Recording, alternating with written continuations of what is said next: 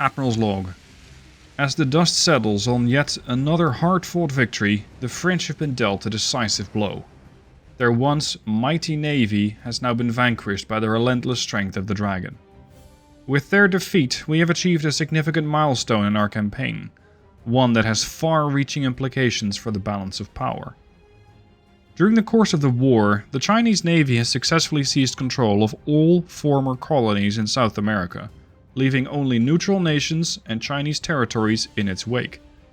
This strategic conquest has transformed the continent into a valuable asset, rich in natural resources that can fuel our navy for decades to come. The acquisition of these territories represents a significant achievement for our nation, one that will bolster our strength and influence on the global stage. With control over these vital resources, we now possess the means to sustain our naval operations and secure our dominance over the seas for generations to come. Hey guys, Stealth here and welcome to episode 29. Do you remember that one nation that I was not too eager to go to war with? Germany? Well, here we are. War erupted between the Chinese Empire and Germany. So soon we'll have a visit from the very, very sizable German fleet. This is going to be a bit of a surprise visit because I wasn't actually expecting the Germans. And they're also going to the Caribbean. We got another one going to the Caribbean. Yeah, the Caribbean is a very, very favorable vacation spot this time of year. And here I was just building my economy, at peace with France, at peace with the Soviets, and along come the Germans. Fine. What should I welcome soon? 26 battleships. Okay. 2 battlecruisers, 45 heavy, 60 lights, and 75 destroyers for a total of 208 ships. Right. The Chinese Navy. Normally I'm all the way down here, but I'm actually not that far down on the list. I only have 68, so we have about a third. Battleships, only 6. 6 battlecruisers, 40 heavy, so we're pretty even there. 2 light cruisers versus 60 and 14 DDs versus 75. Their navy is about 3.5 times my tonnage. Their army logistics is 100% versus 14. So I am very happy that I don't at least border them here in Europe, but I do border them here. And this means we're probably going to be seeing quite a few land invasions, which, considering their firepower on land, 100% naval or army logistics, is going to go very well for them. So I need to rush in here and start conquering these pieces of land before Germany turns around and starts hitting me with all those battleships, which is exactly what they're about to do. There's 2 battleships and a cruiser there, 1 battleship there, there's 3 battleships there, there's another battleship there. It's going to be battleship capital over here. Now, one of the things that you can do in a situation such as this is go where the enemy isn't, which is over here. I have some ships still at home, and the Germans still have German New Guinea, which is worth $14 billion. That is one of the... Look at that, 8 billion there. They have been cranking up the economy there like there's absolutely no tomorrow. They also have the ports to back it up. So invading these places is going to require a sizable investment of ships. Now, I do have my fleet somewhat spread out. Let's see what general area they're in. Most of them are in the North Atlantic, in Santa Cruz. And all of these ships have been set to limited. So that is a bit unfortunate, because this, as I mentioned, has caused my ships to be a little bit caught off guard. Thankfully, I don't believe it's going to impact crew training too much. We got veteran crews in there. Regular crews, veterans, regulars, veterans. It's fine. All right, South Pacific. That's where I'm looking. We got a modernized Gillen. For those of you who've been around, that's a very old ship. Between these, we're not really going to be getting anywhere to the tonnage that I require. Thankfully, I am building a new battleship. Or so I believe, yeah. The V Scalom is coming off in 3 months. And I'm going to set that thing up. Let's say to spawn in Yeah, we're going to put it in Formosa. Keelung. I also have the Meiji coming out in another 3 months. That's another cursed fish. So these guys are going to be working together. This is going to be important because this gives me at least about 40,000 tons per. And that is very significant because with 40,000 tons per and just having these things work together with a couple of cruisers, I can get up to that critical mass of invasion. As for the rest of my ships, I'm building a couple of new heavy cruisers of the Mechamatic 3 flight. And ideally, these are going to be out pretty soon, but it might take a little bit of time. 13 months. I mean, it's possible that these guys will see the war, but I'm not 100%. As for the rest, Gosrith is refitting. The rest of the battleships is more important. I have one Enigma Hunt that's not refit yet. I have a State Belts from 1940, another from 1940, so these guys have all been refit. The Chengdus have been refit. 2 of them have not. That's a priority right now. One Enigma Hunt still has to get refit, and 2 Chengdus. Commander Valkyrie and Blade Master. Let's get you guys refit. We still got displacement left, but not a whole lot. I'm going to save a little bit of space in case we need to get some ships repaired. So for now, we're going to start combining a fleet in the, let's say, Southeast Asian theater. And make sure that we get at least some critical mass. Like maybe we can start taking over the Marianas, because support of Saipan is rather small. At the same time, I need to be defending, well, everywhere. I have so many different ports, and they all want to have at least some merchantmen flying around, well, sailing around. Which means we're going to have to do a bunch of escorting of a whole lot of ships. That's going to be a bit of a problem. Now, I'm trying to flood this port with DDs, which is going to work about as well as you might expect for tonnage. This is 1,700 tons. We're going to need something a little bigger than a DD.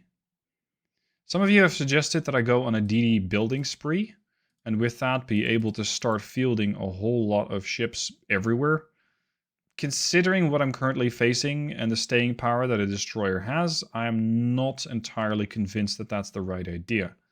Because a DD is simply swept aside very quickly.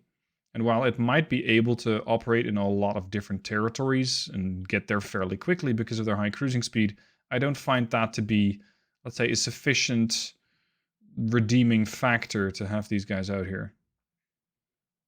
Yeah, I don't have enough ships here.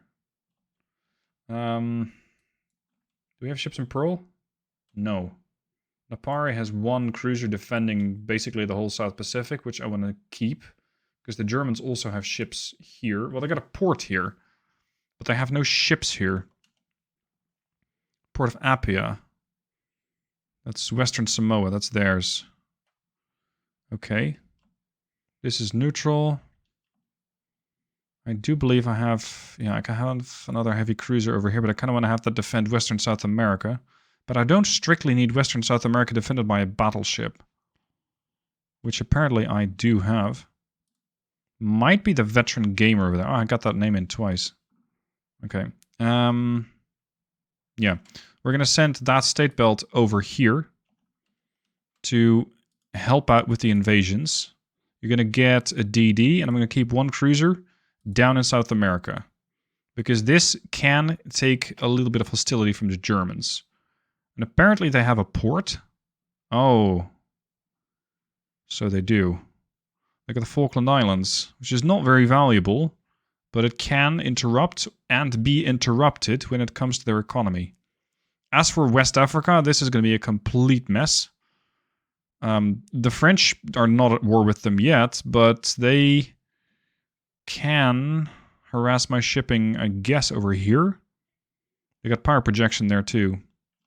This is going to be a rough war. A really rough war. Is it possible for me to invade here? Not with a 517,000 port over there of Rosyth. Sorry, Rosyth. And Scapa Flow, 700,000. This is never going to work. Okay, let's see what the German opening moves are going to be. Where can we expect these ships? And why are we fighting in the Caribbean? Looks like another player is now eager to join. Well, fine. The United States is threatening that they'll declare war. What are you going to do with your 2 rowboats and half of a cruiser? I am not going to bow down to the Americans. Oh, interesting. The French are now at war with Germany. I'm at war with the US. This is going to be fun. Okay, let's have the Shandong versus the Pilao and the DD V170. Fairly expensive DD, 65 million. Armaments, it doesn't seem that bad or that good. This thing, 500 million. Armed with a couple of 7-inchers. Shouldn't be too hard. And if I can just get a couple of victories here, that'd be nice. A couple of early victory points. Not everything has to be a massive battle with battleships sailing back and forth. Sometimes all you need is one good cruiser. Now, unfortunately, as it turns out, these cowardly Germans don't want to fight the Shandong. They're moving about 60 kilometers away, and they're still heading away from the Shandong. So I'm pretty much waiting for the timer, there we go, to end out. I'm not sure exactly what these guys were angling at, but just being 1 knot faster than my heavy cruiser means we will never catch up to them. So that's a bit of a non-starter for the Germans, and for myself.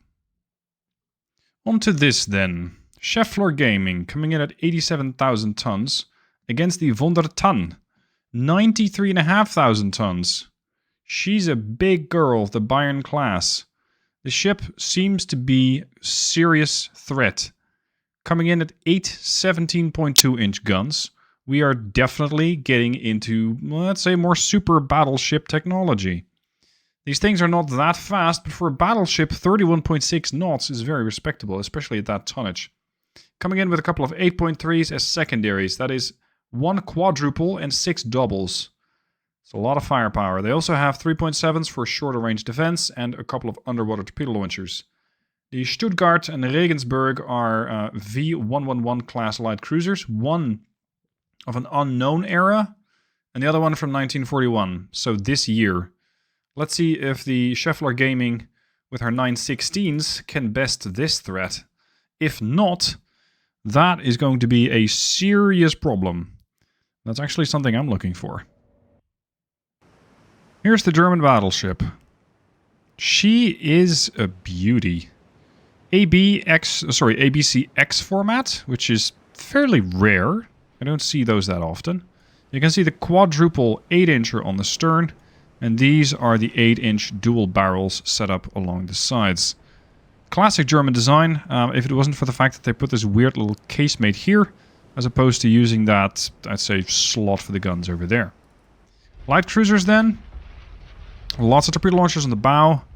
No torpedo launchers on the stern, and armed with a couple of single 7-inch barrels. I'm not that concerned about this particular ship, but I'm not sure if that's warranted. Yeah, 10-kilometer range. As for that battleship, they have tier 3 17-inchers, which can probably hit you from the moon. Yeah, 29 clicks out. But so can I. I can hit you out at 50 kilometers, because I have long barrels on the 16s. Also gives me a long reload, 60 seconds, but I'm not that concerned about that. Now, as long as these guys are this far away, 35 kilometers, I'm not that concerned. It means I can just casually, well, sit here and wait for my battleship to inflict a couple of hits. As for muzzle velocity, it's really high. Means that the chance for deck pins is not that good. Why are we targeting... Oh, that's why we're targeting a cruiser. Alright, fair enough. Knocked out their conning tower while we're at it. I want the Siquan and the King Eye not to get into range of the battleship. My battleship is also inside of their range.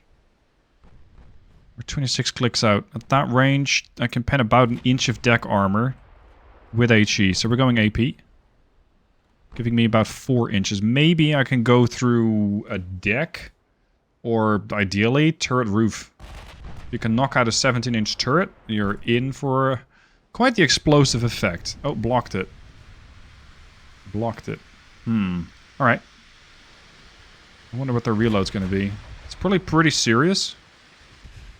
For now, they seem to be very interested in taking down my cruisers.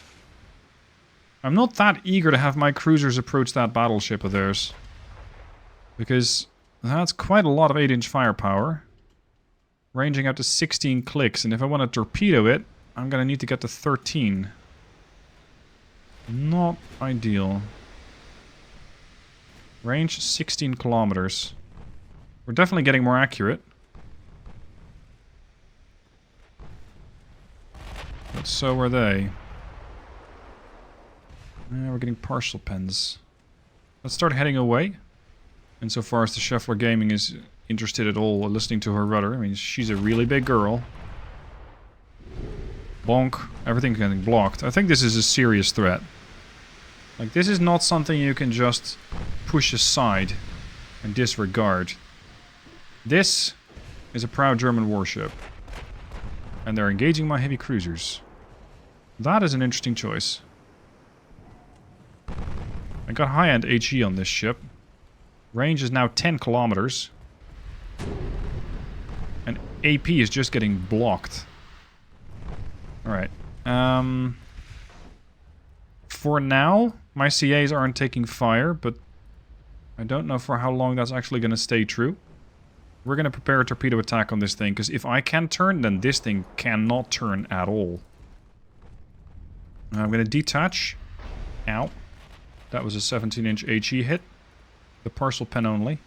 Split.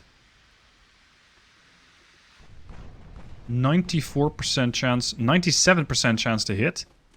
But I still don't know how much armor this thing has. Put the secondaries on the Regensburg, please, because I'm already getting torpedoed. Increase speed to flank.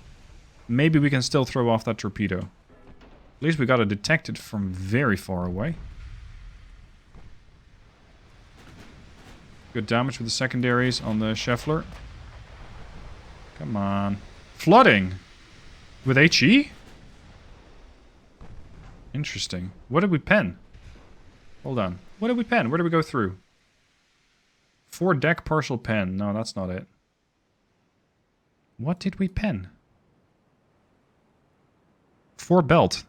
Really? Wow. You build all this and you put no armor on it. It's a curious design choice. Alright, King High, I need you to go pretty much directly at the ship. Scheffler's turning. This thing... Oh, destroy the main gun. It's a little unwelcome. Come on, Sequan. Now, please, before you launch your torpedo launcher. Turn it. This is kind of a case of use it or lose the whole ship. How much survivability does this thing have? Many bulkheads, cramped crew quarters.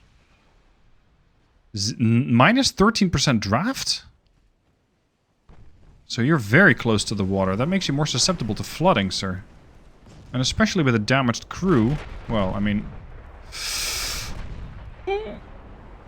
That's a 17-incher. Yikes. That's 23,000 points of damage. But I put my torpedoes in the water just in time for the King Eye to start intercepting them.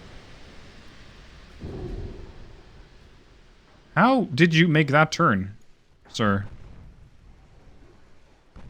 That is a little more scary than it is impressive. There goes Stuttgart. Stuttgart's down. Yeah, I might have just actually torpedoed myself. The Von der Tann is just not impressed at all by my torpedo attacks. I think the Scheffler is going to have all sorts of issues with this ship. So far, the battleship is undamaged. Mine, that is. Theirs is damaged. Long may that continue, but considering those 17 inches are very accurate right about now. And extremely deadly. It's going to be a straight-up gun duel. It's going to be a straight-up gun duel because I have nothing else. Ramming won't work. Maybe we can flood them. Crew loss is about 15% now. Yeah, rudder damaged. That's welcome, but a bit late.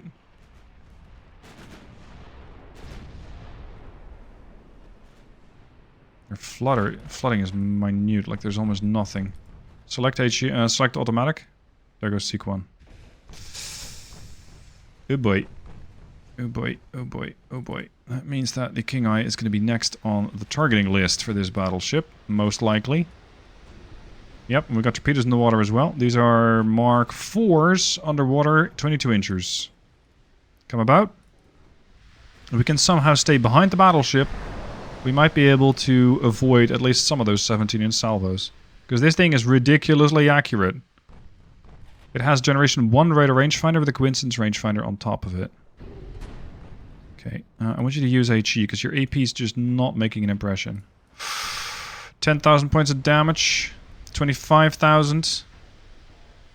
I think these cruisers have finally met their match. The Von der Tann is just not impressed with any of the things that I have to throw at it. Wait, this thing costs you 12 billion? Wow. I mean, with Germany's budget, I'm not that surprised. But it leaves me very concerned. Very concerned. What I'm going to do is try and sort of increase my distance. Because the Von der Tann cannot do 31 knots anymore. If at some point I can outrange it, that would be fantastic. But we're 15 clicks out, and this thing can definitely hit me at some range. They're flooding some more, though. There goes my secondary tower. Nice having it. Yeah, this guy is serious. This guy is serious. Which is really good, because this does breathe a bunch of much-needed new life into the campaign. Von der Tann flooding to 60%. Speed down to about 23.7, I think, still slowing down. So, as such, maybe I can outrun it. But my accuracy, I think, is suffering because of my destroyed secondary tower. No, their accuracy is also 13%. So my accuracy is actually a lot better. Their reload? 60 seconds. So their reload is just as good as mine. Or just about as bad. Depending on how you want to look at that. We're not getting through. 15 clicks out. At this angle, I'm going to stick to high explosive for a while. Especially with the secondary guns, please, because you're never going to pin that with 8-inch armor piercing. I just don't see that happening. What might end up costing this thing the battle is the crew. Because they've already lost about 27% of their crew versus 12% of mine, so that's not a factor for me. But for them, it's critical. And it compounds. Because the more damage that they take... Also, there's another factor at work. The more damage that they take, the more crew is lost, and then the more damage they take, because they cannot control the damage. Something else that's happening is the Von der Tann is listing to starboard. I mean, all ships list to starboard as they take on water. But if this thing starts angling too much, if it's listing over too much, that means the ship is unable to fire. So maybe she'll be unable to use her main armament of 17-inch guns. And especially as she seems to be limping away, that gives me an opportunity to avoid all of those main firepower, all of the bow guns. She's still on fire, 29% crew lost. She's only doing 19 knots. Propulsion? Krupp 3 armor? That's curious. Yeah, you got diesel engines trying to push you through the water at 93 or 90,000 tons at 31 knots. That is expensive. That is very, very, very expensive. I'm working on researching gas turbines so I can get my fleet to go a little faster at efficiency. I'm surprised the Germans either don't have it or haven't actually installed it. Cap ballistic HE shells. Semi-armor piercing? Wow. Give them credit. That's exactly what they needed to get rid of my heavy cruisers. Because this thing has actually inflicted more damage than I have. 121k damage done, 97k taken. Most of that apparently was done by my heavy cruisers before they went down. Probably, yeah, with the 9-inch guns against the light cruiser. Those things rolled over pretty quickly. This thing, I think we'll get it done. The real question now is, they have, what, over 20 battleships. Are they actually sporting 20 of these? Because that would be, well, an expensive navy to run, but also a very problematic navy for me to take on. Let's see if the Germans actually have more of these. This is probably going to continue for a good bit, so I'm going to just skip to the end. That took some doing before the Van der Tann finally surrendered. The ship never actually sunk, but she did surrender. Unfortunately, I cannot claim her. She's a beauty of a ship, and I'd love to get this thing a bit more modernized, because I have the 17-inch Mark IV, so maybe change the armor scheme a bit, give her some more modern armor. That's a very, very valuable asset. Unfortunately for the Germans, it's a bit of a detriment having such a valuable asset, because victory points are handed out on a basis of how expensive the target was, / the loss. In the case of the Germans, that's expensive. 12.7 billion for one battleship. I'd say, to some extent, she delivered, because her ability to get rid of my cruisers very quickly was a bit scary to see. I thought the Mechamatics, especially Flight 2, were very, very good cruisers, and I still believe that they are. But they're not designed to take on something of that threat level.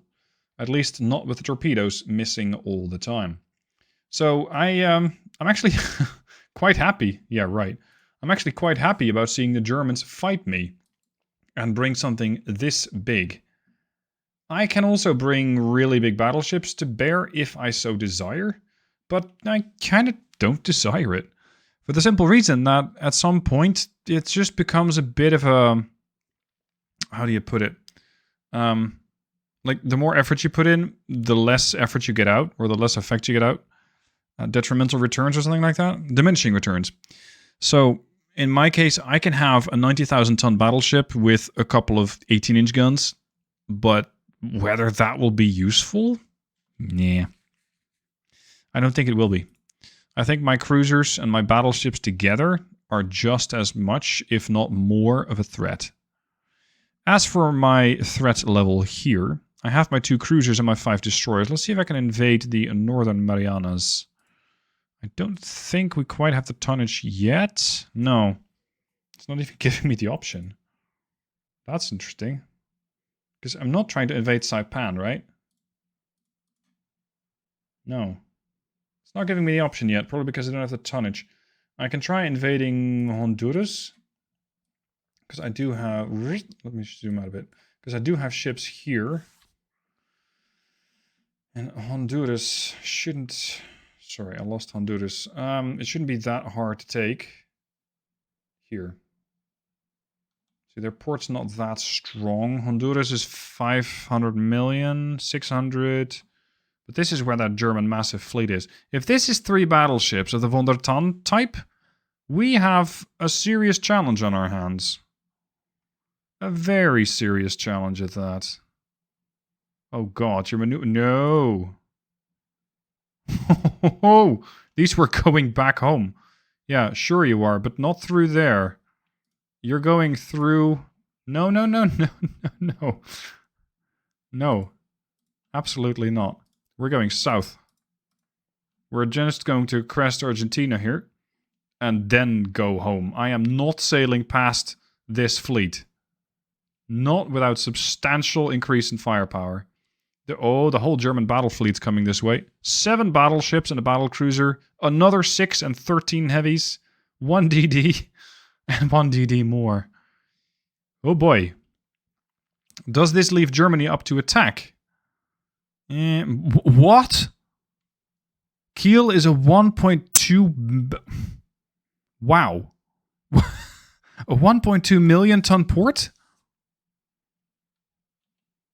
Danzig, 1.4 million. Palau, 1.6. It just keeps getting better for the Germans. Holy... You're never invading this. At least not with a naval invasion. You'd need at least twice to 3 times what you need to... what the port is. So you'd need about 4.5 million tons of warship. Yeah, no thanks. I'll skip that. If we can find some... some more low-hanging fruit, that'd be great. Because right now I'm a little busy.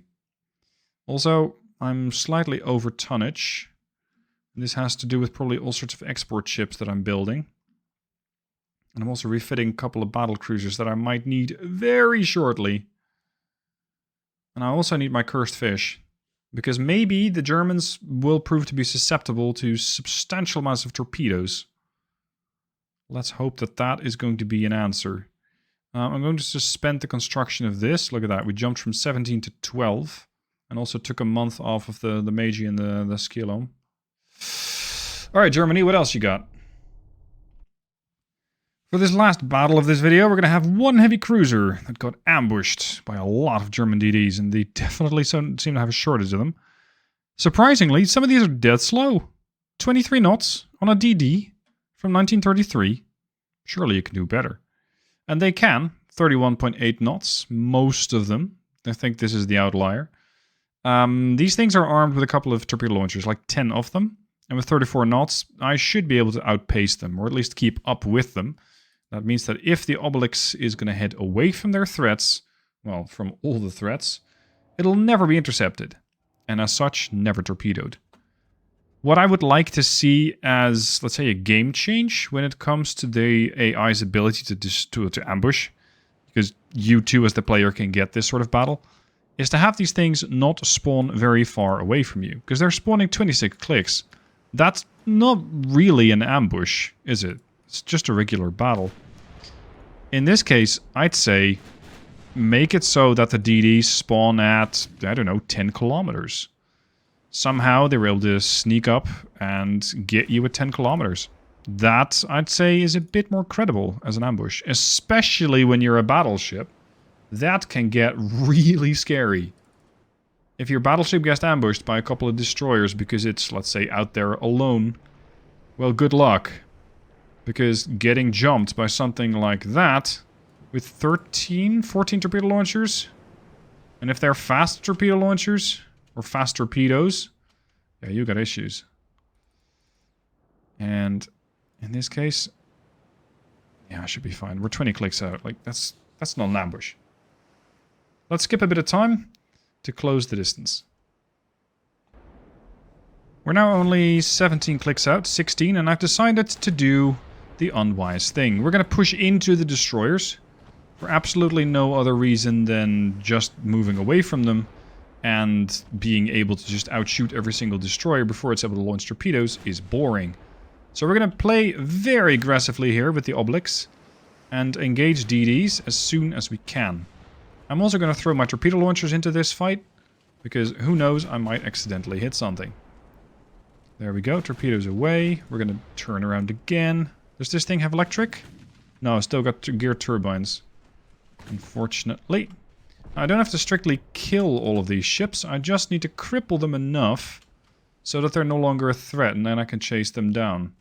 So this destroyer, well, it's got all sorts of flooding issues. They'll never be able to chase me down. This thing, much next in line, although most likely will sink. Next target, the V-12. If these things had had torpedo launchers on the bow, I would have been in serious difficulties. But they don't. They only have a 4-inch gun. And that 4-inch gun is not going to be enough to pen the armor on the Obelix. I think the ship's completely impervious to 4-inch guns. Well, maybe on one casemate? Like the casemate for the 5-inch? No, it's the torpedo launcher. I think that's the only thing that they can kill. Yeah, they can kill the torpedo launcher. Well, if I lose the torpedo launcher, it's fine. Because these things probably have sonar 2. Sonar 3. Yeah, they'll spot any DD. Is this that super slow DD? No, not even. But it must have that super slow DD in its division somewhere. Otherwise it wouldn't be maneuvering quite at that pace. Something is keeping that division down. No torpedo launch there, no torpedo launch there. Come on, Germany. Do better. Split your divisions. Have half of them go there, have half of them go there. Torpedo me from 2 different sides. Smoke up while you're maneuvering and make my life difficult. That's not what they're doing right now. That's a 31 knot DD. Are these things expensive? Ah, 50 million. Bargain. Especially if you got a $12 billion battleship. That's a bargain. Now, Germany's GDP is enormous in this particular run.